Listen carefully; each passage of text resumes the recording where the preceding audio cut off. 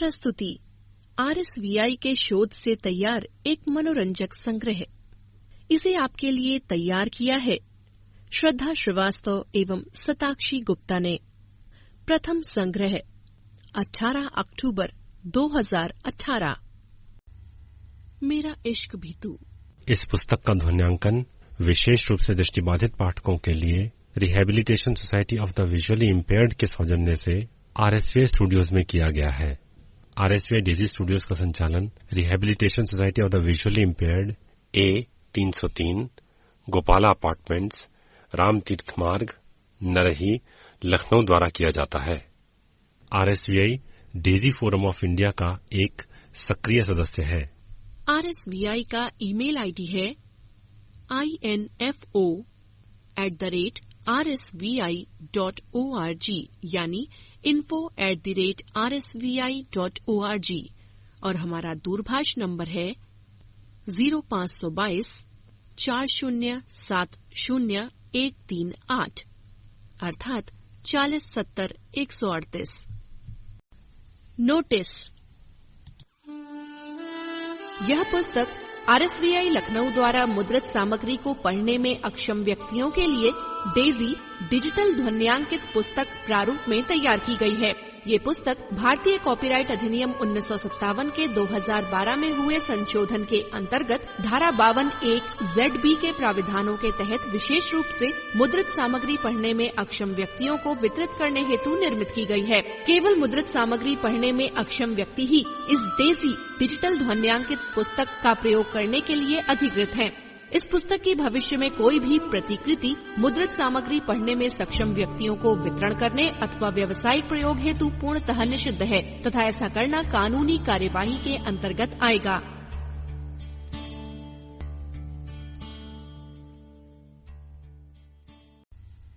मेरा इश्क भी तू। खूबसूरत कहानी। लेखक शमीम फजले खालिक। मैं बेमकसद पार्क में घूम रहा था कि मुझे वो नजर आई। काले रंग की जीन्स और लाल रंग की शर्ट के साथ उसने स्कार्फ भी लाल रंग का लिया हुआ था। वो हमेशा की तरह बहुत अच्छी लग रही थी। तुम? मैंने चौंक कर उसे देखा। हाँ मैं। क्या मेरा यहाँ आना मना है? वो मुंह बनाकर नागवारी से बोली। नहीं, मना तो नहीं, लेकिन इस वक्त तुम कभी आई नहीं हो, इसलिए पूछ लिया। मैं हंसकर बोला। मैं उस कुत्ते से मिलने आई थी। वो दांत किचकिचा कर बोली। क्या? मैं चौंक पड़ा। तुम जमशेद को कुत्ता क्यों कह रही हो? कुत्ते को कुत्ता नहीं कहूं तो क्या कहूं? वो उसी बिगड़े मूड के साथ बोली। नाराज हो उससे? मैं उसके लाल पीले चेहरे को दिलचस्पी से देखते हुए बोला। वो जवाब दिए बगैर बेंच पर बैठ गई। मुझे बताओ क्या किया है उसने? मैं उसके अच्छी तरह कान खींचूंगा। मैं भी अपनी बेमकसद सी वाक खत्म करके उससे कुछ फासले पर बैठा और नर्म लहजे में पूछने लगा। देखो खुर्रम, तुम जानते हो मैं इस दुनिया में अकेली हूँ और अकेली जान के साथ 100 किस्म के मसले होते हैं। हाँ, तो प्रॉब्लम क्या है? मैंने पूछा। छोटे मोटे वाकयात तो होते रहते हैं। कभी किसी ने घर में पत्थर फेंक दिए, कभी राह चलते किसी ने रास्ता रोक लिया, लेकिन मैं बहादुर बनी इन छोटे छोटे वाकयात को इग्नोर करती रही। लेकिन अभी कुछ दिन पहले एक अजीब वाकया हो गया।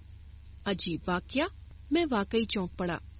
हाँ, उस दिन मैं यूनिवर्सिटी से किसी काम की वजह से जल्दी घर आ गई तो घर के अंदर और खासकर मेरे बेडरूम से बहुत तेज म्यूजिक की आवाज आ रही थी। मैं तो सकते में रह गई। इतने में एक लड़का मेरे बेडरूम से बाहर निकला और मुझे देखा तो अपने साथियों को खबरदार किया और देखते ही देखते 4-5 आवारा किस्म के लड़के तीर की तरह कमरे से बाहर निकले और भाग गए। मैं गिरती पड़ती कमरे में गई तो कमरा औंधा पड़ा था। कोई चीज अपनी जगह पर नहीं थी। सिगरेट की बदबू दिमाग उल्टाए दे रही थी। ओह, उन कमीनों की इतनी हिम्मत! मुझे भी गुस्सा आ गया। तुमने पुलिस को जानकारी नहीं दी? नहीं, वो थकी थकी आवाज में बोली। अकेली बंदी की कहाँ कहीं कोई सुनवाई होती है, इसलिए मैंने तो सोचा कि बस मैं और जमशेद जल्दी ही शादी कर लें। फिर जहाँ मेरी तन्हाई खत्म होगी वहाँ मैं सेफ भी हो जाऊंगी। हाँ, बिल्कुल ठीक हल है तुम्हारे मसले का। मैंने अपना सर हाँ में हिलाया, मगर मुझे समझ नहीं आ रहा था कि कैसे मोहल्ले के लड़कों की इतनी हिम्मत हुई। वैसे भी तुम दोनों ने 3-4 साल पहले से मंगनी रचा रखी है और शादी एक दूसरे से ही करनी है, तो जल्दी या देर में क्या फर्क पड़ता है? हाँ, लेकिन वो मान नहीं रहा। कहता है अभी मेरे MBA का दूसरा सेमेस्टर कंप्लीट नहीं हुआ, फिर जॉब तलाश करूंगा, शादी अभी दूर है मेरी प्लानिंग में। ये क्या बात हुई भला? शादी कर ले, बाद में अपने करियर की परवाह करता रहे। यही तो मैं उसे समझाती हूँ, पर उसकी मोटी अक्ल में कोई बात नहीं आती। वो नाक से सू सू की आवाज निकालते हुए बोली, अच्छा, मैं उसे समझाऊंगा, तुम फिक्र नहीं करो। मैं उसके रोने का इरादा भांपकर जल्दी से बोला। अगला दृश्य। जिम्मी, तुम मीना को क्यों तंग कर रहे हो? जमशेद को ढूंढ ढांड कर सामने बिठाते हुए मैंने उससे दो टूक बात की। कब तंग किया मैंने उसे? बल्कि वो ही मुझसे उल्टी सीधी फरमाइशें करके तंग करती रहती है। वो मुंह फुलाकर बोला, उसने कोई उल्टी सीधी फरमाइश नहीं की, अपना हक मांगा है। आज या कल तुम उसी से शादी करोगे ना? मैंने उसे समझाते हुए कहा। देखो खुर्रम, शादी की फरमाइश कोई आइसक्रीम या चॉकलेट की फरमाइश नहीं कि वो कहे और मैं मान जाऊं। वो चेहरे पर 12 बजाते हुए बिगड़े मूड के साथ बोला, मेरे सामने मेरा करियर है, मेरी फैमिली है, अब मैं उसकी तरह छड़ा छांट तो नहीं। ठीक है, मंगनी मैंने अपनी पसंद से की थी, फैमिली ने रोड़े नहीं अटकाए, लेकिन वो शादी के लिए तो ऐसे नहीं मानेंगे ना। तुम उसकी मजबूरी समझो यार। मैं उसकी बात से इत्तेफाक यानी सहमत करते हुए बोला, उसके अपने मसले हैं जिनका हल यही है कि उसका अकेलापन दूर किया जाए, और वो तुम्हारे अलावा और कौन दूर कर सकता है? तुम उसके मंगेतर हो, उससे मोहब्बत करते हो। तो मैंने कब इनकार किया है? हाँ, मुझे उससे मोहब्बत है, मेरी मंगेतर है, शादी भी उसी से करूंगा, लेकिन हर काम की तरह शादी का भी एक मुनासिब वक्त होता है। अब मैं सब छोड़ छाड़ कर शादी करके बैठ गया और साल भर बाद बच्चा भी हो गया तो जिंदगी कैसे चलेगी? MBA के बाद मुझे अपने लिए अच्छी जॉब तलाश करनी है। जब मैं अच्छी तरह सेट हो जाऊंगा तो ही शादी की जिम्मेदारी उठा सकूंगा ना, वरना शादी के बाद तो मसलों का ढेर लग जाएगा और हमारा एक साथ कामयाब जिंदगी गुजारने का ख्वाब कभी पूरा नहीं होगा। उसने लंबा चौड़ा लेक्चर दे दिया और यकीनन उसकी सोच भी गलत नहीं थी, लेकिन मीना के अपने मसले थे और मैं उसकी वकालत के लिए आया था। सो मैं उसे समझाने लगा, यार जिम्मी, तुम मीना के बारे में ठंडे दिल से सोचो। उसका तुम्हारे सिवा इस दुनिया में कौन है जो उसके मसले हल कर सके? जाहिर है वो अपने मसलों का हल तुमसे ही चाहेगी। कैसे मसले? वो भड़क गया। क्या मतलब? मैं हैरत से पूछने लगा। क्या उसने तुम्हें उन लड़कों के बारे में नहीं बताया जो उसकी गैर मौजूदगी में उसके घर में घुस आए थे? जानता हूँ सब, वो बेजारी से बोला। ड्रामे हैं सब, साली ड्रामा करने में माहिर है। मैं जानता था वो दोनों आजादाना एक दूसरे को गालियां देते थे, लड़ाई झगड़ा भी करते और उसी तेजी से मान भी जाते। खैर, इसके बाद मैं मीना का मुकदमा लड़ता रहा था, लेकिन जमशेद को किसी तरह कायल न कर सका।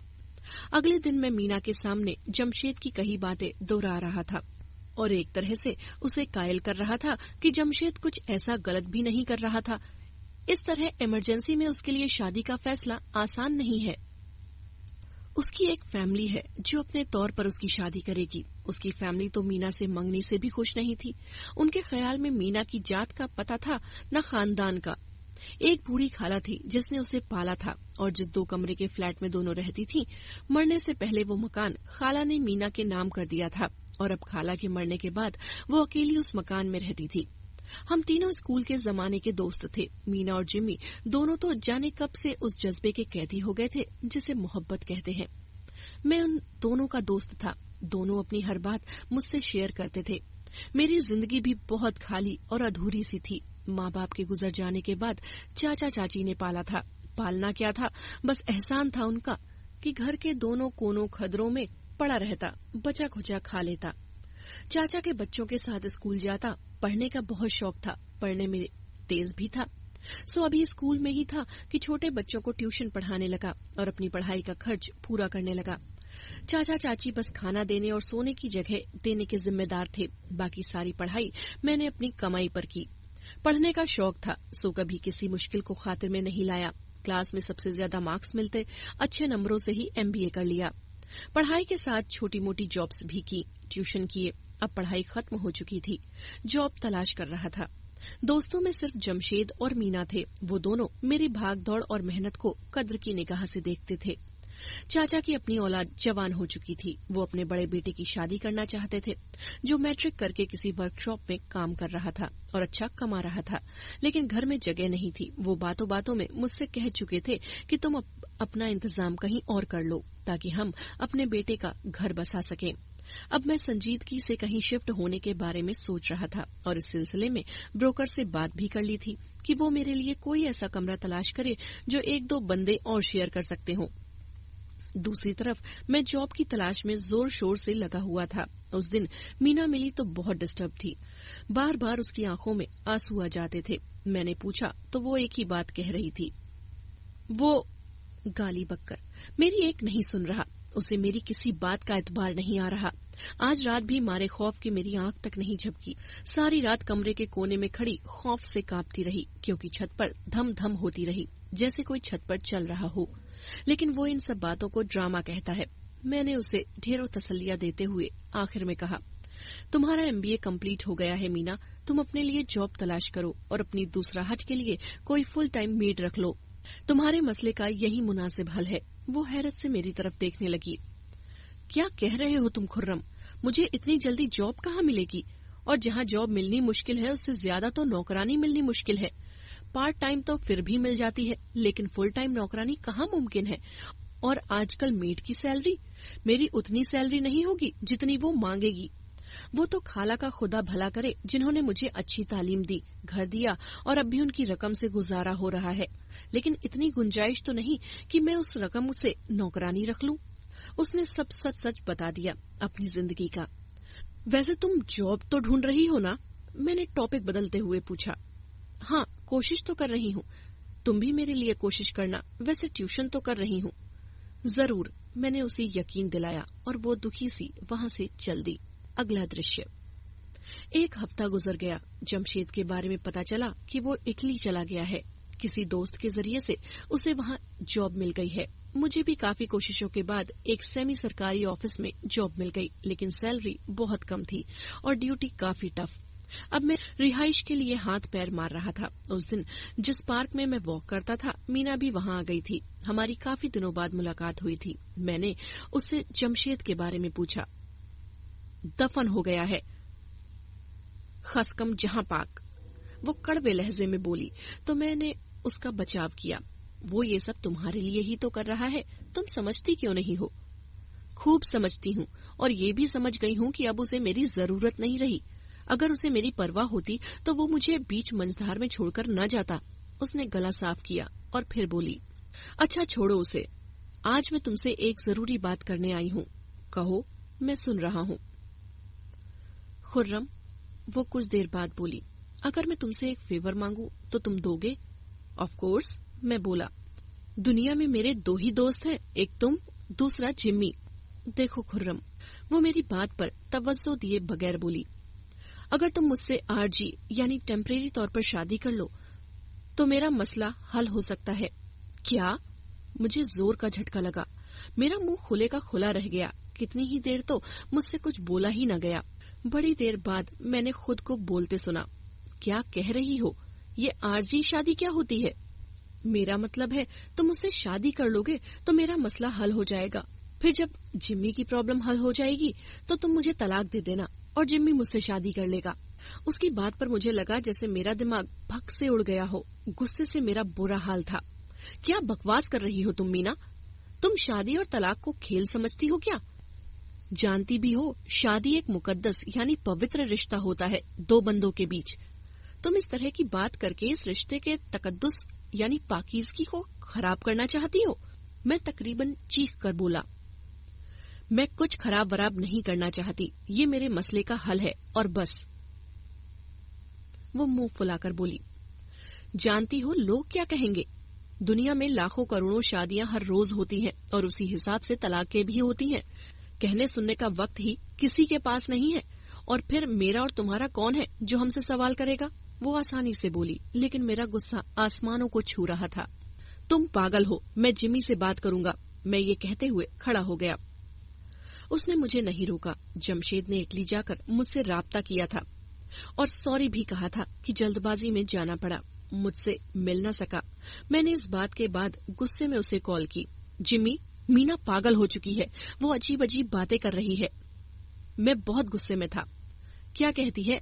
वो जानता था कि हम तीनों के बीच अक्सर लड़ाई झगड़े हुआ करते थे, सो वो बड़े सुकून से बात कर रहा था। वो पागल कहती है कि मैं उससे शादी कर लूं और जब तुम अपना करियर बना लोगे तो मैं उसे तलाक दे दूंगा और तुम उससे शादी कर लोगे। ये है उसका प्लान। क्या कहा? क्या बकवास कर रहे हो? वो फोन पर ही बड़ी जोर से दहाड़ा। मैं नहीं कर रहा बकवास, तुम्हारी वो चहीती कर रही है। समझाना चाहो तो समझा लो उसे। मैं बेजारी से बोला। उसे तो मैं समझा लूंगा, लेकिन तुम अभी उसके करीब हो, तुम उसे अच्छी तरह समझा सकते हो। ये क्या खन्नास उसके दिमाग में समाया है, बदतमीज कमीनी जमाने भर की। वो आदत के मुताबिक उसे गालियां देने लगा। मैंने गुस्से में कुछ कहे बगैर फोन बंद कर दिया, लेकिन वो मेरे समझाने से कायल हुई, न उसके समझाने से। उसकी एक ही रट थी कि शादी उसके मसले का हल है और या तो मुझे उसके साथ शादी करनी होगी या जिम्मी को। मैं और जिम्मी उसे समझा समझा कर थक गए और जब हम दोनों उसे समझाने में नाकाम हो गए तो मैंने जिम्मी को समझाने की ठानी। मैंने छूटते ही उसे कह दिया, जिम्मी, तुम अपना करियर बनाने के लिए गए हो, लेकिन मीना भी तुम्हारा फ्यूचर है। अपने फ्यूचर को बचाने के लिए तुम सब कुछ छोड़ छाड़ कर वापस आ जाओ, उससे शादी कर लो और दोनों मिलकर अपना करियर बना लो। क्या क्या? वो ऐसे भड़क उठा जैसे मैंने उसके सर पर बम फोड़ दिया हो। क्या बकवास कर रहे हो? अल्लाह अल्लाह करके तो मैं यहाँ आया हूँ। तुम नहीं जानते हो कि मैंने यहाँ आने के लिए क्या क्या पापड़ बेले हैं और अभी मैंने अपने फ्यूचर को ब्राइट बनाने के लिए पहली सीढ़ी पर कदम रखा है। मेरे सामने सिर्फ मीना नहीं, मेरी पूरी फैमिली है। मेरी 2 बहनों की इकट्ठी शादियां हो रही हैं, भाई पढ़ रहा है, बूढ़े माँ बाप के इलाज का खर्चा है मेरे ऊपर। तो जिम्मेदारियों का एक पहाड़ है जिसे मैंने पूरा करना है। मीना कम अक्ल की समझ में ये बात नहीं आ रही है कि मैं उसे जिम्मेदारियों से पाक जिंदगी देना चाहता हूँ, इसलिए कि मैं उससे मोहब्बत करता हूँ और उसके अलावा किसी और के बारे में सोच भी नहीं सकता। जिम्मी की एक एक बात सच थी। मैं क्या कहता, खामोशी से फोन बंद कर दिया। कुछ दिन सुकून से गुजरे। मैं अपनी जॉब और ट्यूशन में बिजी था। एक कमरे बल्कि एक अदद बेड के लिए ब्रोकर से राब्ते यानी कांटेक्ट में भी था कि उस दिन वो पार्क में मेरे सामने बैठी थी। वो बहुत कमजोर और उलझी उलझी दिखाई दे रही थी। चेहरे की ताजगी गायब थी और चेहरे पर मुर्दनी छाई हुई थी। मैं उसके बोलने का इंतजार कर रहा था कि कुछ देर बाद वो बोली, खुर्रम, मैं तुमसे आखिरी बार मिलने आई हूँ। क्या? मैं बुरी तरह चौंका। लेकिन तुम्हारी जॉब का क्या होगा? अगर तुम यहाँ से चली गई, अल्लाह अल्लाह करके तो तुम्हें जॉब मिली है। मैंने यही समझा कि वो इस शहर से कहीं और जा रही है। उसे कुछ दिन पहले ही जॉब मिली थी। मैं किसी और शहर नहीं, इस दुनिया से जा रही हूँ। उसने दुखी नजरों से मुझे देखा और बोली, क्या? मैं बेयकीनी से पागलों की तरह उसे देखने लगा। क्या बकवास कर रही हो? क्या मसलों का हल इस तरह तलाशा जाता है? क्या जिंदगी से कोई और चीज ज्यादा कीमती हो सकती है? मैंने उसे झंझोड़ डाला। तो क्या करूं मैं? वो फूट फूट कर रो दी। अब मैं इस खौफ के साथ जिंदगी बसर नहीं कर सकती। मेरी नींदें रूठ गई हैं, चैन खत्म हो गया है। अब तो दिन में भी मुझे आहटें सुनाई देती हैं और मैं कोनों खदरों में छुप जाती हूँ। क्या जिंदगी है मेरी? वो अब बिलक बिलक कर रो रही थी। जो हल मैंने बताया वो तुम्हें मंजूर नहीं, न जिम्मी को। क्या करूं मैं? अब तो यही ऑप्शन बचा है मेरे पास कि मैं अपनी जिंदगी का खात्मा कर लूं और सारे दुखों से निजात पालूं। काश तुम और जिम्मी मेरी जगह होते, तब ही मेरी तकलीफ का अंदाजा होता, तुम्हें भी और जिम्मी को भी। नहीं मीना, नहीं। देखो तुम प्लीज ये उल्टे सीधे जज्बाती फैसले मत करो। मैं जिम्मी से बात करता हूँ, लेकिन तुम वादा करो तब तक तुम कोई जज्बाती कदम नहीं उठाओगी। वो रोती रही और मैं उसे तसल्लियां देता रहा। छूटते ही मैंने जिम्मी से बात की थी। क्या? क्या कहा? मेरी बात सुनकर वो चीख पड़ा था। क्या बक रहे हो? वो झुंझलाकर बोला। तुम अच्छी तरह जानते हो कि वो कितनी जज्बाती है। जो कहती है वो कर भी डालती है। मैंने संजीदगी से कहा, और अब इसका यही हल है कि तुम अपने करियर को लात मारो और अपनी मोहब्बत को बचा लो। क्या बकवास कर रहे हो? वो झुंझलाकर बोला। मैं 1000 बार तुम्हें समझा चुका हूँ कि ऐसा मुमकिन नहीं है। फिर वो अपने वहाँ के 100 मसले बताने लगा। देखो खुर्रम, मैं मीना को खोना नहीं चाहता। आखिर में उसकी आवाज भर्रा गई। मैंने सिर्फ मीना को चाहा है, बेगरज चाहत है मेरी।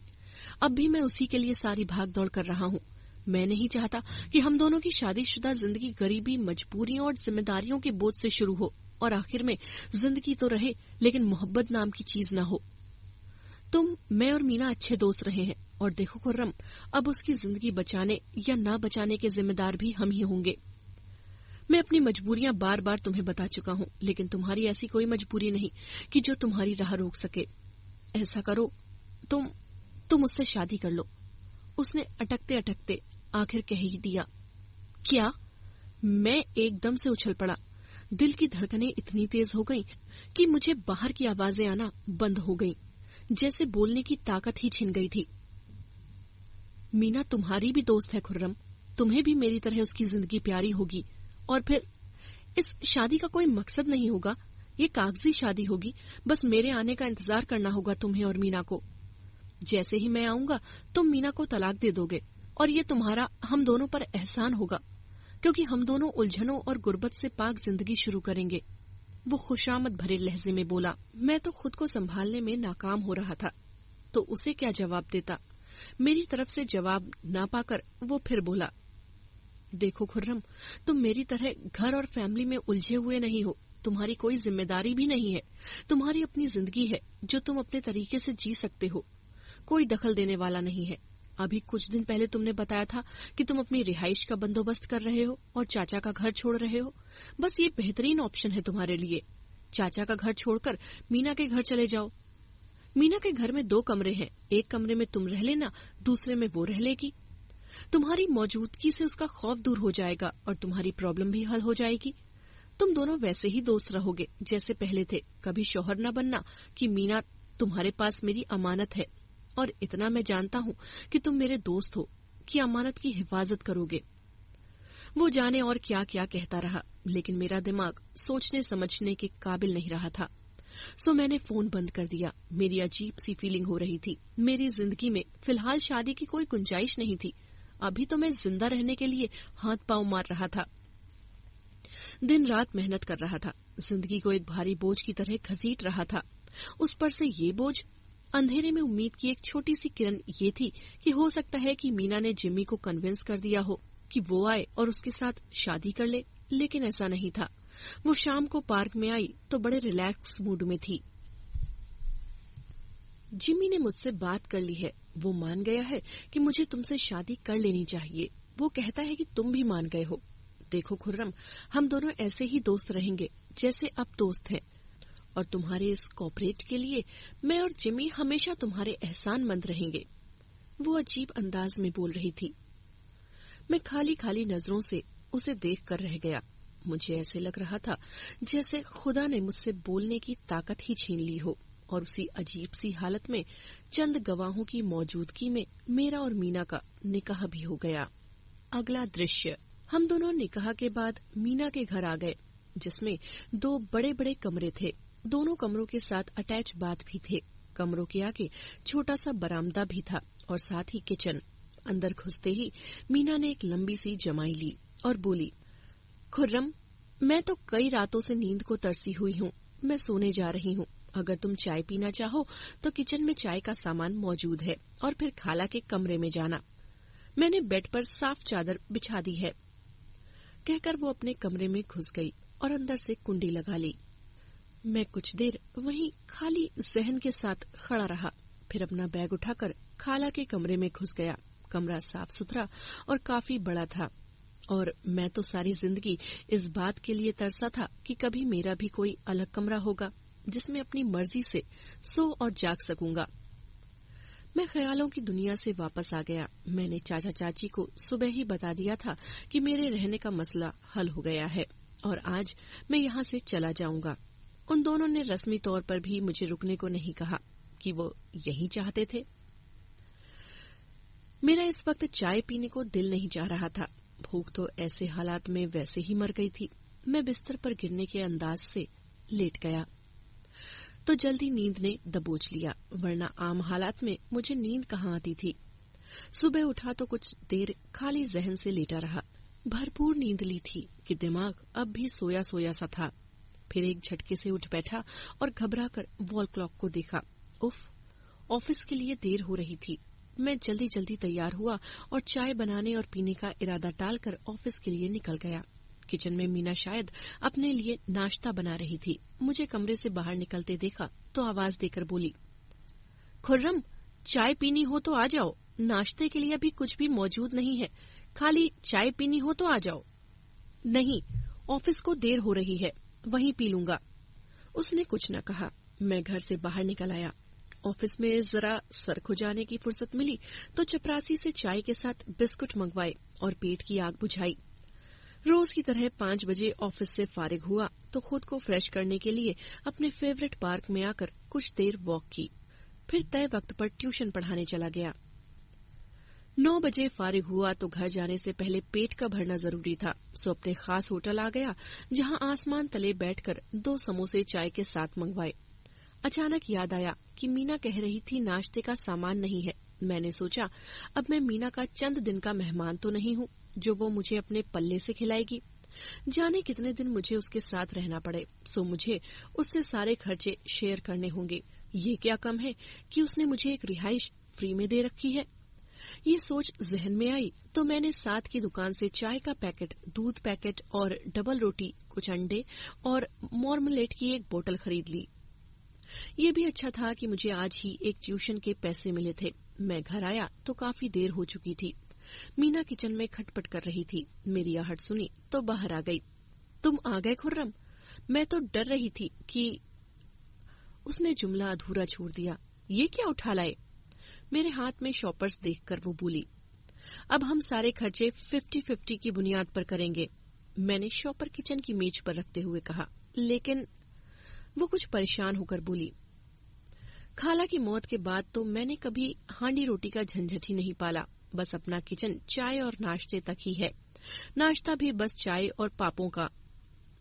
वो शॉपर से झांकते अंडे वगैरह को चोर नजरों से देखते हुए बोली, हाँ तो खाने का झंझट अब भी नहीं पालेंगे। मैं तो बस नाश्ते का ही सामान लाया हूँ। ये अंडे, वो बात अधूरी छोड़कर बोली, इन्हें पकाने के लिए ऑमलेट बनाने की जरूरत नहीं, हम इन्हें उबाल कर भी खा सकते हैं। मैं उसका मतलब समझ गया कि घर में न तेल है, न मसाला और न प्याज टमाटर। चाय पियोगे? अंडे वगैरह फ्रिज में रखते हुए वो बोली, नहीं, डिनर करके आ रहा हूँ, बस अब सोऊंगा। मैं सचमुच थक गया था और जोर की नींद आ रही थी। मैं जब अपने कमरे की तरफ बढ़ने लगा तो पीछे से आवाज सुनाई दी, शुक्रिया खुर्रम, रात को मैं इतनी भरपूर नींद सोई कि क्या बताऊं, पूरी तरह बेखौफ थी। Thank you so much. मैंने एक मुस्कुराती नजर उस पर डाली और अपने कमरे में घुस गया। हमारी रूटीन जल्द ही सेट हो गई। रूटीन क्या सेट होनी थी कि हमने खाने का झंझट ही नहीं पाला था। मैं सुबह का निकला, रात को डिनर करके घर आता था।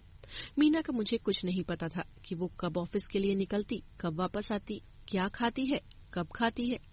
ये तो तय था कि घर में खाने की कोई चीज नहीं पकती थी। छुट्टी वाले दिन मैं देर से उठता था, सो नाश्ते की मेज पर अक्सर हमारा टकराव हो जाता था।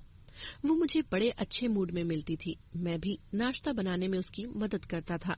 वह और मैं उसी तरह बातें करते थे जैसे पहले करते। हमारे बीच इस नए रिश्ते की वजह से जो झिझक पैदा हो गई थी वो धीरे धीरे खत्म हो रही थी। हम दोनों पहले जैसे दोस्तों की तरह एक दूसरे से बातचीत करते रहते। छुट्टी वाले दिन मेरे बहुत काम होते थे। मैं अपने कपड़े धोता, अपने कमरे की सफाई करता, बाथरूम साफ करता और इसी तरह के छोटे मोटे ढेरों काम होते। शाम को मैं अपनी छोटी मोटी शॉपिंग करता। पार्क जाना तो रोज की रूटीन में शामिल था, लेकिन छुट्टी वाले दिन पार्क में ज्यादा वक्त गुजारता। वापस घर आता तो कपड़े प्रेस करके हैंग कर देता। मैंने नोट किया था कि मीना भी ज्यादातर इसी तरह मसरूफ रहती। एक दिन मैंने उसे किचन की जोरदार सफाई करते देखा तो मुझे शर्मिंदगी हुई। इसी किचन से तो मेरा भी चाय पानी चल रहा था, सो मैंने उसे कह दिया कि एक दिन छुट्टी में वो किचन, बरामदा और आंगन साफ करेगी और दूसरे हफ्ते की छुट्टी में मैं ये सब साफ करूंगा। वो फौरन मान गई और इस तरह हमारी रूटीन मुकम्मल तौर पर अच्छे तरीके से सेट हो गई। शुरू में जिमी के फोन बराबर आते रहे, फिर उसने बताया कि वो बहुत बिजी हो गया है, इसलिए जल्दी जल्दी फोन नहीं कर सकता। मीना का मुझे मालूम नहीं था कि वो उसे कॉल करता है या नहीं। मीना ने जिमी के हवाले से कभी मुझसे बात नहीं की थी। शुरू में जिम्मी मुझसे कुरेद कर मेरे रूटीन के बारे में पूछता रहता। मेरे डिटेल से सब कुछ बताने पर वो मुतमईन हो जाता। अब वह इतनी तफसील में नहीं पूछता था। अगला दृश्य, ऑफिस में मेरा एक कुलीग मेरा अच्छा दोस्त बन गया था। एक तरफ उसने मुझे राजदारी से कहा कि अगर मैं चाहूं तो वो मेरे लिए इससे अच्छी नौकरी ढूंढ सकता है जिसमें सैलरी भी अच्छी होगी और ड्यूटी भी इतनी टफ नहीं होगी। अंधा क्यों न चाहे दो आंखें, मैं फौरन राजी हो गया। वैसे भी मेरा वो कुलीग इकराम अच्छा खासा चलता पुर्जा था और मुझ पर मेहरबान भी बहुत था। उसने मुझसे कहा, मैं काफी वक्त से कोशिशों में लगा था, क्योंकि यहाँ का बॉस काम तो जी भर कर लेता है, लेकिन सैलरी के नाम पर उसकी जान जाती है। अब जिस जगह मेरा काम हो गया है, वहाँ एक और बंदे की जगह खाली है। मेरे दिल में फौरन तुम्हारा ख्याल आया। अब तुम कल अपने सारे पेपर्स और सीवी ले आना, ताकि मैं अपने साथ तुम्हारा काम कर दूं। क्या उनका यहाँ ही ऑफिस है? मैंने पूछा तो वो बोला, नहीं यार, उनका ऑफिस दिल्ली में है। हम दोनों मिलकर कोई सस्ती सी रिहाइश तलाश कर लेंगे। उसकी बात सुनकर मेरा सारा जोश ठंडा पड़ गया। मीना की वजह से मैं शहर से बाहर नहीं जा सकता था। तुम्हें तो कोई एतराज नहीं होना चाहिए खुर्रम। मेरी जानकारी के मुताबिक तो तुम्हारा यहाँ कोई सगा रिश्ता भी नहीं है, और मेरी तरह तुम भी छड़ाछांट हो, कोई जंजीर नहीं कदमों में। मेरे चेहरे पर मायूसी देखकर इकराम हैरत से बोला। इकराम और ऑफिस के किसी वर्कर को मेरे मीना के निकाह की जानकारी नहीं थी। मीना ने तो निकाह के बाद सारे मोहल्ले में निकाह की मिठाई बांटकर मोहल्ले वालों को यकीन दिला दिया था कि वो अब अकेली नहीं रही, लेकिन मुझे इसकी जरूरत इसलिए नहीं थी कि मेरे करीब ये शादी नहीं एक डील थी, और मैं खुद को शादीशुदा कहलाकर अपने फ्यूचर को खराब नहीं करना चाहता था। मैंने इकराम को कह दिया कि वो कल तक मेरा इंतजार करे, कि मैं कल उसे फाइनल जवाब दूंगा। ऑफिस से फारिग होते ही मैंने अपने प्यारे ढाबे होटल में चाय का ऑर्डर दिया और जिम्मी को कॉल मिलाई। जिम्मी मेरी पूरी बात सुनकर भड़क गया। क्या बकवास कर रहे हो तुम? एक बार फिर वो हालात पैदा करना चाहते हो जिसने मीना से खुदकुशी का भयानक फैसला कराया था? लेकिन मैं बेबसी से बोला, तुम बताओ मैं क्या करूं? क्या मुझे अपनी जिंदगी बनाने का हक नहीं है? देखो खुर्रम, मैं आऊंगा तो आराम से तभी बैठूंगा जब तुम्हारे लिए अच्छी जॉब तलाश कर लूंगा। आखिर तुमने मेरे लिए इतना कुछ किया है, तो क्या मैं तुम्हारे लिए कुछ नहीं करूंगा? इतना तो बेगैरत नहीं हूं मैं मेरे दोस्त। मेरे भाई, बस थोड़ा अरसा और सब्र कर लो। उसका लहजा खुशामदी हो गया। मैंने बेदिली से फोन बंद कर दिया। मैंने इकराम को इनकार कर दिया और पहले की तरह ही दिन रात फिर गुजरने लगे। फिर भी मैं अब ये ड्यूटी बस निभा रहा था। मैं बड़ी मेहनत और कोशिश के बाद इस मुकाम तक पहुंचा था और चाहता था कि इससे और आगे जाऊं, लेकिन मेरे हाथ पांव बंधे हुए थे। मीना की वजह से मैं तरक्की की इस दौड़ में पीछे रह गया था। शायद हर शख्स की जिंदगी तरह तरह की परेशानियों से जूझती रहती है, जैसे मेरी जिंदगी थी। मैं अक्सर ऐसी नेगेटिव बातें सोचता रहता। मीना और मेरे ताल्लुक नॉर्मल थे। हम एक दूसरे से अच्छे से बात भी कर लेते थे। कभी कभार इकट्ठे जाकर पार्क में टहल भी लेते। छुट्टी वाले दिन वैसे तो हम कामकाज में गुजारते, लेकिन इस दौरान हमारी बातचीत और हंसी मजाक भी चलता रहता। अगला दृश्य। उस दिन अभी मैं ऑफिस में ही था कि बारिश शुरू हो गई। रात को 9 बजे जब मैं घर पहुंचा तो बारिश बहुत तेज हो गई थी। साथ हवा भी बहुत तेज थी। आसमान की गरज चमक दिल सहमाए जा रही थी। मैं भागता भागता घर में दाखिल हुआ और गीले कपड़े बदले और अभी बेड तक पहुंचा भी नहीं था कि लाइट चली गई। एक छोटी सी मोमबत्ती मेरी दराज में पड़ी थी। बादलों की गड़गड़ाहट इतनी तेज थी कि मुझ जैसे मजबूत मर्द को भी सहमाए दे रही थी। तो मीना तो बेहद डरपोक थी। अंदर से पहले मुझे उसकी तेज चीख सुनाई दी तो मैं कमरे में घुस गया और घबराकर उसे आवाजें देनी शुरू की। घुप अंधेरा था। बिजली की तेज चमक खिड़की से अंदर आ जाती तो आंखें पल भर को कुछ देखने के काबिल हो जाती। उसी चमक में मैंने देखा कि वो बेड के पीछे बैठी खौफ से थर थर कांप रही थी। उसने दोनों हाथों से अपना चेहरा छुपा रखा था। मीना, मीना, बाहर आओ। मैं बेताबी से उसके करीब जाकर उसे आवाजें देने लगा। वो उसी तरह किसी सहमी हुई चिड़िया की तरह उसी पोजीशन में बैठी रही। मैंने हाथ बढ़ाकर उसे पलंग की तरफ बाहर खींचा। रिलैक्स करो मीना, मैं हूं ना। वो किसी खौफजदा बच्ची की तरह मेरे सीने से लग गई।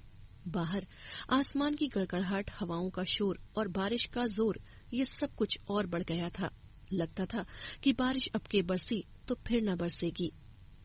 तूफान और बारिश मिलकर माहौल को अजीब डरावना बना रहे थे और मीना का डरा सहमा कांपता वजूद इस घुप अंधेरे में मेरी बाहों में था और मैं जैसे हवाओं में उड़ने लगा था। मेरे जज्बात और एहसासात अचानक तब्दील होकर रह गए थे। मैं न दोस्त रहा हूँ न कुछ और, बस एक मर्द बन गया जिसकी बाहों में उसकी बीवी थी। और जिससे मैं अपना कानूनी हक वसूल करने का हकदार था। और उस तूफानी रात में मैं अपना हक वसूल करने में कामयाब हो गया और तब मीना को रोता सिसकता छोड़कर मैं अपने कमरे में आ गया। जज्बात का तूफान थमा तो मुझे एहसास हुआ कि मैं क्या कर बैठा हूँ। वो कौन सा कमजोर लम्हा था जिसमें मैं बहक गया, वरना मैं ऐसा बंदा नहीं था। कभी यूनिवर्सिटी में किसी लड़की के लिए जरा भी पसंदीदगी दिल में उठती तो मैं दिल को बुरी तरह झिड़क देता था कि मैं इस पोजीशन में नहीं हूँ कि मोहब्बतें करता फिरूं। अभी मुझे अपने पैरों पर खड़ा होना है, अपनी जिंदगी बनानी है। मैंने औरत नामी चीज अपनी डिक्शनरी से निकाल रखी थी, लेकिन मैंने ठंडी आह भरते हुए सोचा, कुदरत ने बैठे बिठाए मेरी लाख ना के बावजूद एक औरत का साथ मुझे सौंपा और इसलिए ये अनहोनी हो गई, और वो भी मीना के साथ। उफ मेरे खुदाया, मैंने माथे पर जोर से हाथ मारते हुए खुद से कहा।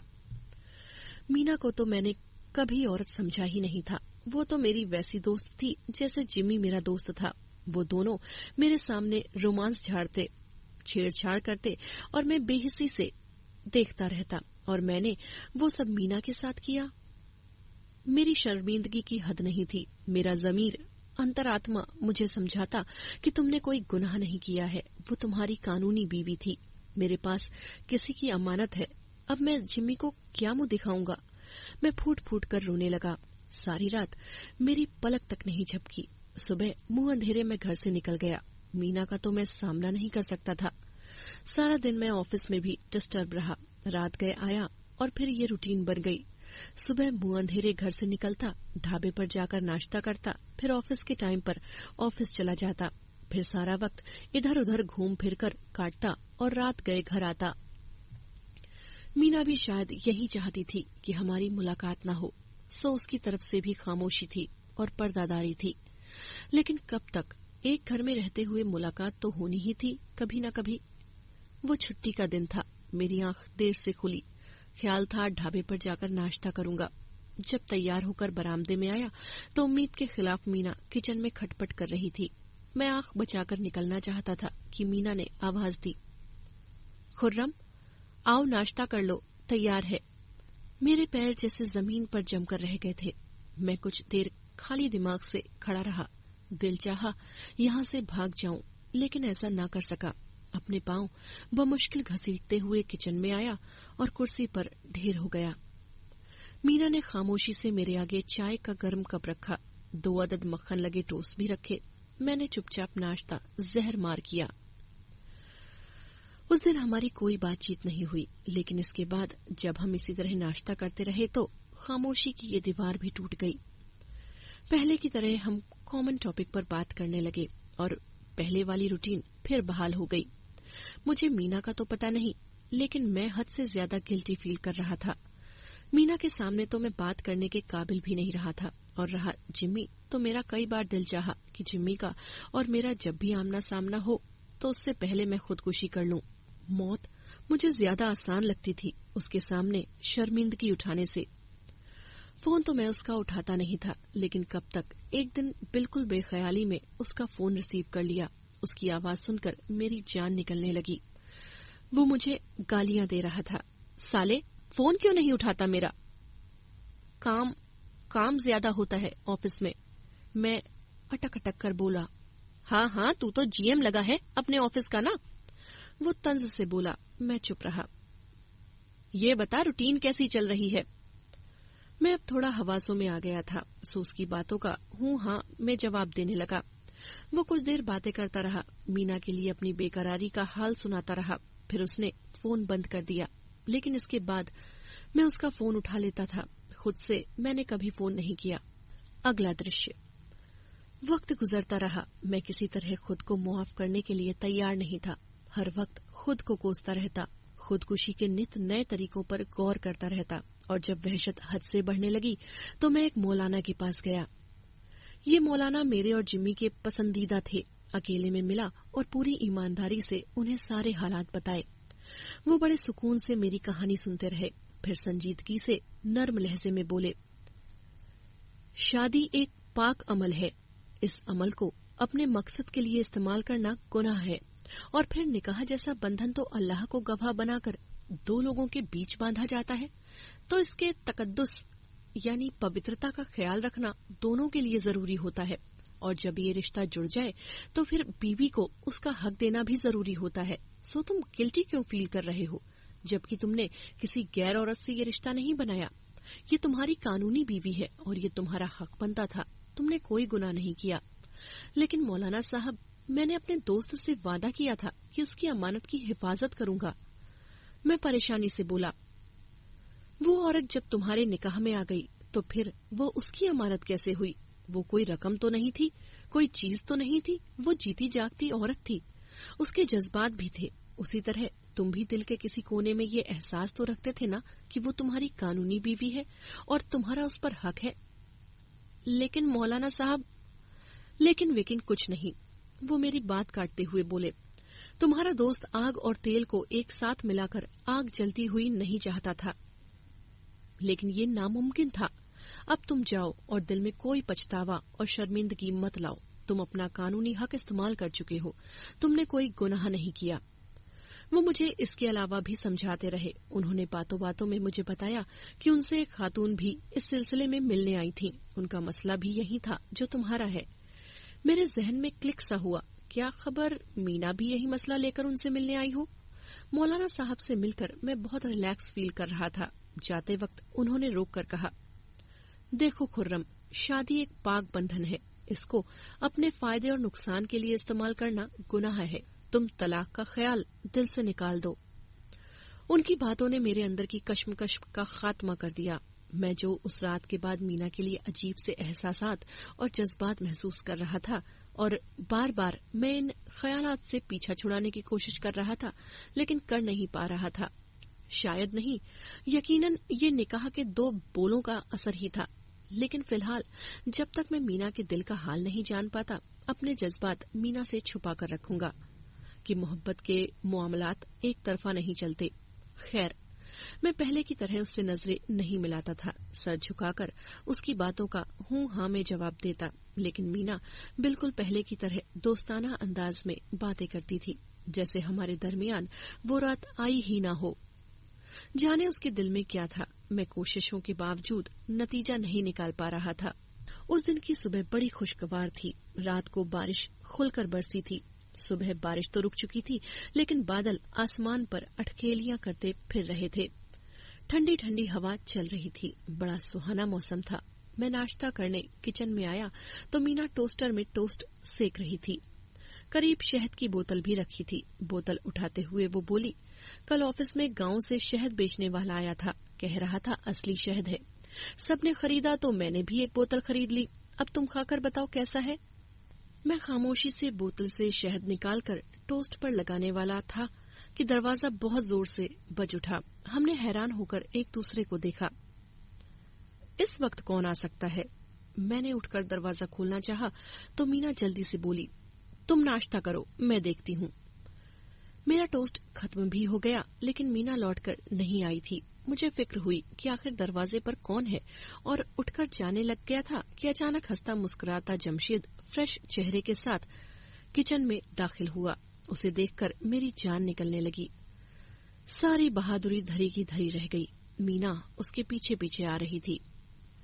वो झपटकर मुझसे गले मिला और मुझे जोर जोर से भींचने लगा, लेकिन मेरे तो जिस्म में जैसे ताकत ही न रही थी। फिर वो हंसकर बोला, अरे मेरे यार, क्या तुझे भी मीना की तरह यकीन नहीं आ रहा कि ये मैं हूँ, तुम्हारा जिमी? जिमी का कोई जिन भूत नहीं हूँ। वो कुर्सी खींचकर बैठ गया। मैं रात को पहुंचा हूँ। तुम लोगों को खबर इसलिए नहीं दी कि तुम्हें सरप्राइज देना था। रात को घर पहुंचा। माँ और बहन भाई सब बहुत खुश हुए, लेकिन मुझे तुम दोनों से मिलने की जल्दी थी, इसलिए तो इतनी सुबह आ गया। मीना, प्लीज एक कप चाय दे दो, वो कहने लगा। मीना तो कुछ भी कहे बिना चूल्हे के पास खड़ी होकर चाय बनाने लगी, जबकि मेरी धड़कनें इतनी तेज थीं कि मुझे जिम्मी की आवाज भी कम सुनाई दे रही थी। वो लगातार बोल रहा था, मीना, मैं और ज्यादा तुम्हारे बगैर नहीं रह सकता था। मैं अब इस ड्रामे का ड्रॉप सीन चाहता था। बस मैं छुट्टी लेकर आ गया कि खुर्रम तुम्हें तलाक दे और तुम्हारी इद्दत का प्रोसेस शुरू हो। तब तक मैं अपनी बहनों की शादियों से फारिग हो जाऊंगा और तुम्हारी इद्दत खत्म हो जाएगी तो मेरी तुम्हारी शादी हो जाएगी और मैं तुम्हें साथ ले जाऊंगा। हम दोनों चुप थे, न मीना कुछ बोल रही थी न मैं बोल रहा था। तभी जिम्मी को कुछ अनहोनी का एहसास हुआ। कुछ रुककर हैरत से बोला, क्या बात है, तुम दोनों को मेरे आने की खुशी नहीं हुई? मैंने तो लगातार नजरें झुकाई हुई थी। अलबत्ता मीना ने चाय का कप जिम्मी के सामने रखते हुए कहा, तुम चाय पियो, फिर बात करते हैं। क्या बात है, कैसी बात? वो बेकरारी से बोला। उसने बहुत कीमती सूट पहन रखा था, ब्रांडेड जूते पैरों में थे, चेहरे पर सेहतमंदी की चमक थी और इस तरह वो बहुत शानदार लग रहा था। लेकिन अब उसके चेहरे पर मुर्दनी छा गई थी, जिसकी वजह हमारे रवैये थे। मुझे बताओ, क्या बात है, तुम बताओ खुर्रम। वो मेरे चेहरे के बदलते रंगों को गौर से देखते हुए बोला। मैंने सर झुका लिया। ये नहीं बता पाएगा जिमी। प्लानिंग मेरी और तुम्हारी थी, इसे तो हमने मोहरे के तौर पर इस्तेमाल किया है। ये तो बेचारा दोस्ती के नाम पर लुट गया, वीना बोली थी। जिमी हैरान परेशान चेहरे के साथ कभी मुझे और कभी मीना को देखता रहा, फिर जैसे अपनी तरफ से अंदाजा लगाकर बोला, मैं खुर्रम की अच्छी जॉब के लिए पूरी कोशिश करूंगा। अगर इसने हमारे साथ एहसान किया है तो मैं उसका पूरा पूरा बदला दूंगा, बल्कि अगर चाहे तो हमारे साथ भी जा सकता है, वहां मैं इसकी जॉब करा दूंगा। मीना ने एक अफसोस भरी नजर उस पर डाली और बोली, बात सिर्फ जॉब की नहीं है जिम्मी। फिर क्या बात है? वो बौखला गया। तुम बताती क्यों नहीं, साफ बात क्यों नहीं करती? मुझे हौल उठ रहे हैं, प्लीज खुलकर कहो, क्या बात है? वो बहुत परेशान सा बोला। साफ बात यह है जिम्मी कि हमने बहुत ही गलत तरीके का इस्तेमाल किया है। शादी एक पाक बंधन है, उसे पूरी ईमानदारी से निभाना चाहिए, ना कि हम उसे अपने फायदे नुकसान के लिए इस्तेमाल करें। वो दम लेने के लिए रुकी। मेरे पूरे बदन से पसीना बह रहा था और मेरा शिद्दत से दिल चाह रहा था कि यहाँ से भाग जाऊं। मीना वही सब कह रही थी जो मौलाना साहब ने मुझसे कहा था, यानी मेरा शक सही था कि वो मौलाना साहब के पास गई थी। कुछ देर चुप रहने के बाद वो फिर बोली, तुमने और मैंने एक गैर फितरी अननेचुरल तरीके का इस्तेमाल किया था। अगर खुर्रम इतना नेक शरीफ इंसान न होता तो निकाह के फौरन बाद अपना हक इस्तेमाल कर लेता कि उसमें कोई गुनाह न था। लेकिन इस शरीफ बंदे ने हमेशा ये कोशिश की कि नजरें उठाकर भी मेरी तरफ न देखता। लेकिन क्या? वो पागलों की तरह बोला। लेकिन ये कि एक रात हम दोनों ही खुद पर काबू न पा सके और वो हद खत्म हो गई जो हम दोनों ने ना फलांगने का खुद से अहद कर रखा था। जिम्मी का रंग खतरनाक हद तक पीला पड़ गया था। उसकी तबीयत बिगड़ने लगी। फिर उसका चेहरा सुर्ख अंगारा हो गया और उसने मेरा गिरेबान पकड़ लिया। जलील इंसान, मैंने दोस्त समझकर अपनी अमानत तेरे हवाले की थी और तू गंदी नाली के कीड़े, तू क्या निकला? हरामखोर, बता तेरे साथ क्या सलूक करूं? जान से तो मैं तुझे मारूंगा ही, जिंदा नहीं छोड़ूंगा। वो दांत किचकिचाकर बोला और मुझे मारने लगा। मैंने एक बार भी उसका हाथ नहीं पकड़ा, चुपचाप पिटने लगा। इस दौरान मीना तेजी से आकर जिम्मी का हाथ पकड़कर बोली, जिम्मी, अपना हाथ रोक लो। मारना है तो खुद को मारो, अपना गिरेबान पकड़ो और खत्म करना है तो मुझे खत्म करो। कि ये तो हम दोनों का प्लान था। इस बेचारे को तो हमने चारे के तौर पर इस्तेमाल किया। अगर तुम्हें अपना करियर प्यारा ना होता तो तुम सब छोड़ छाड़कर मुझसे शादी कर लेते और कोई मसला ना होता। लेकिन शायद खुदा ऐसा ही चाहता था। अब ये मेरा शौहर है और मैं इसकी बीवी। तुम जिम्मी जाओ, अपना करियर और चमकाओ और किसी अमीर लड़की से शादी कर लो। नहीं मीना, जिम्मी गिड़गिड़ा कर बोला, ऐसा मत कहो। मैंने तुम्हारे अलावा कभी किसी के बारे में सोचा तक नहीं। क्या कह रहे हो जिम्मी? मीना आंखें फाड़कर हैरत से बोली, तुम जानते हो कि? हाँ जानता हूँ, वो दहाड़ा। इस बात को मैं अपने किए की सजा समझकर कबूल कर लूंगा, लेकिन तुमसे दूर नहीं हो सकता। ये मेरे बस में नहीं है और इस शख्स से तो मैं अभी के अभी निपट लूंगा। वो खतरनाक अंदाज में मेरी तरफ बढ़ते हुए बोला, लेकिन मीना की आवाज ने उसके पांव पकड़ लिए। वो तेज आवाज से बोली, जिम्मी, तुम मेरे सामने मेरे शौहर को नहीं मार सकते, वरना अगर तुम इसे मार मार कर खत्म भी कर दोगे तो भी ये उफ तक नहीं करेगा। क्योंकि ये खुद को तुम्हारी अमानत का मुजरिम समझ रहा है, जबकि ऐसा नहीं है। औरत अमानत के तौर पर किसी को सौंपी नहीं जाती। मीना, खुदा के लिए ऐसी बातें ना करो। वो गिड़गिड़ाया। मेरी दुनिया में वापस आ जाओ। जब मैं सब कुछ भुलाने का वादा करता हूँ तो तुम्हें ऐतराज क्या है? तुम्हें याद है मीना कि हम दोनों ने कभी एक दूसरे के अलावा किसी और को नहीं सोचा। फिर तुम इस कमीने से मोहब्बत कैसे कर सकोगी? और तुम्हारा खुद का कहना है कि इंसान रोटी के बगैर रह सकता है, मोहब्बत के बगैर नहीं रह सकता। इकट्ठे रहेंगे तो मोहब्बत भी हो जाएगी, वो लापरवाही से बोली। और अगर ये तुम्हें ना अपनाना चाहे तो? जिमी एक नई उम्मीद के साथ बोला। उसकी नजरें मुझ पर जमी थीं। बोलो खुर्रम, तुम यकीनन ऐसा नहीं चाहोगे। तुम्हारी मंजिल मीना नहीं है। मैं जानता हूँ अभी तुम्हें बहुत सी मंजिलें तय करनी है। शादी तो तुम्हारी राह की सबसे बड़ी रुकावट होगी ना? मैंने पहली बार नजरें उठाकर जिम्मी की तरफ देखा। उसकी आंखों में उम्मीद का एक जहां आबाद था। शायद वो समझ रहा था कि अब उसने ठीक बात की है, लेकिन वो गलती पर था। वो नहीं जानता था कि मौलाना साहब की बातों ने मेरी आंखें खोल दी हैं। मैं अब तक मीना के दिल का हाल नहीं जानता था, लेकिन मौलाना साहब से मुलाकात के बाद मेरी शदीद ख्वाहिश थी कि मेरी मीना के साथ शादी कायम रहे। मैं इस बंधन को दिल की पूरी ईमानदारी के साथ निभाना चाहता था, लेकिन इसके लिए मैं मीना पर अपना फैसला ठूसना नहीं चाहता था। मैं चाहता था कि वो जो फैसला करे उसमें उसकी अपनी मर्जी शामिल हो। अब उसकी बातों से उसकी मर्जी मालूम हो चुकी थी। अब तो पीछे हटने का सवाल ही पैदा नहीं होता था। हाँ, जिमी की मार मैं इसलिए सह रहा था कि उसकी अमानत में चोरी की थी मैंने, और उसके लिए मुझे हर किस्म की सजा मंजूर थी। सो उसकी मार मैंने सजा समझकर कबूल की थी। मैंने मीना की तरफ देखा। वो नजरें झुकाए मेरे जवाब की मुंतजिर थी। बोलो ना खुर्रम, चुप क्यों हो? जिम्मी बेचैनी से बोला। मेरा फैसला वही है जो मीना का है। मैंने बहुत इत्मीनान से जवाब दिया। क्या क्या? वो गुर्राया। क्या बक रहे हो? क्या तुम मेरे और मीना के बारे में कुछ नहीं जानते? क्या मीना मुझे भुला पाएगी?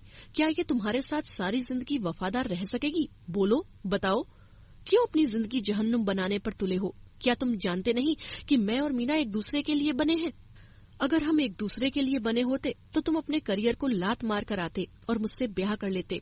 इतनी आसानी से मुझे इसके हवाले न करते। मीना तंज से बोली। कुछ देर गहरी खामोशी रही हमारे बीच। फिर मीना बोली, जिम्मी, अच्छा होगा कि तुम सब कुछ भुला दो जो गुजर चुका है और नई जिंदगी शुरू कर दो, और मुझे और खुर्रम को भी अपनी जिंदगी जीने दो, क्योंकि वो एक पल को रुक कर बोली, मैं खुर्रम के बच्चे की मां बनने वाली हूँ। क्या? मैं हक्का बक्का रह गया। कुछ देर तो मैं बात को समझ ही नहीं पाया, लेकिन जब समझा तो मेरे अंदर जैसे सुकून की लहरें उठने लगी। मेरा बच्चा? मुझे तो सचमुच यकीन नहीं आ रहा था कि मैं बैठे बिठाए एक बीवी और आने वाले एक बच्चे का बाप बन चुका हूँ। क्या मुझ गुनहगार पर खुदा इतना बड़ा करम भी कर सकता है? मेरी जिंदगी में इतना बड़ा बदलाव भी आ सकता है? मेरा दिल बड़ी जोर जोर से धक धक कर रहा था। हाथ पैर ठंडे पड़ने लगे थे। दूसरी तरफ जिम्मी बेकरारी की आखिरी हदों पर था। वो मुझे झंझोड़ते हुए कह रहा था, बोलो ना, तुम बोलते क्यों नहीं कि अब तुम्हारी हाँ या ना पर हमारी पूरी जिंदगी का दारोमदार है। जज्बात की शिद्दत से वो हाँफने लगा था। मैंने अपना गिरेबान एक झटके से उसके हाथों से आजाद किया। अब मेरा भी सब्र जवाब दे चुका था। मैं अपनी सजा भुगत चुका था और अब बुज़दिल बना नहीं रह सकता था। मैंने एक नजर मीना पर डाली, जो अब भी नजरें झुकाए बैठी थी, कि मैं उसकी नजरों से उसके दिल का हाल न भाप जाऊं, और एक एक लफ्ज चबाते हुए बोला, जो जवाब मीना का है वही मेरा है।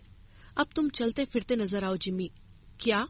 उसके सर पर जैसे आसमान टूटकर आन गिरा हो। वो फटी फटी बेयकीन नजरों से मुझे देखने लगा, फिर इतनी जोर से चीखा कि उसकी आवाज फट गई और वो गुस्से से बेकाबू फिर मुझे मारने के लिए चढ़ दौड़ा। लेकिन मीना ने लपक कर उसका हाथ थामकर उसे पीछे किया और संजीदगी से कहने लगी, जिम्मी, ज्यादा सवाल जवाब मत करो। बस अब इस घर से ही नहीं, हमारी जिंदगियों से भी निकल जाओ। जज्बात में आकर तुम मुझे अपना भी लो तो चंद साल बाद किसी दूसरे का बच्चा भी तुम्हारे लिए बोझ होगा, और एक बढ़ती हुई औरत भी फांस बनकर तुम्हारे दिल में हमेशा चुभती रहेगी। इस वक्त मुझे छोड़ने का फैसला तुम्हारे लिए मुश्किल होगा, लेकिन बाद में तुम अपने इस फैसले पर खुश होगे। अब प्लीज जाओ। ड्रामा क्रिएट मत करो कि भरा मोहल्ला है और हमें इसी मोहल्ले में रहना है। वो कुछ देर खाली खाली नजरों से हमें बारी बारी देखता रहा, फिर कुछ कहे बगैर किसी हारे हुए जुआरी की तरह अपने कदमों को घसीटते हुए घर से निकल गया। माहौल पर सन्नाटा तारी था। मीना सिंक में चाय के बर्तन धोने लगी थी। मेरी तरफ उसकी पीठ थी। मैं खामोशी से उठा और उसके पीछे खड़े होकर उसके कंधे पर हौले से हाथ रखकर नर्म लहजे में बोला, मीना, मैं जिम्मी की तरह मालदार नहीं हूँ जो तुम्हारे लिए चांद तारे तोड़ने और लाने के वादे करूं, लेकिन मैं तुम्हें खुश रखने की हर मुमकिन कोशिश करूंगा और मुझे उम्मीद है कि हम तीनों, मैं, तुम और हमारा बच्चा, एक आइडियल जिंदगी गुजारेंगे और मैं तुम्हें तुम्हारे फैसले पर कभी शर्मिंदगी नहीं होने दूंगा। उसने पीछे मुड़कर मुझे देखा और एकदम मेरे सीने से लग गई। मैंने उसे अपनी बाहों में भर लिया। वो मेरे सीने से सर टिकाकर बोली, मेरे खुदा ने मेरी किस्मत में एक अच्छे इंसान का साथ लिखा है, तो मैं हमेशा तुम्हारी कदर करूंगी खुर्रम। जिम्मी नाम कभी हमारे बीच नहीं आएगा। मीना की नजदीकी मुझे मदहोश कर रही थी। जज्बात की शिद्दत से मेरी आवाज बंद हो रही थी और मैं बात करने के काबिल नहीं रहा था।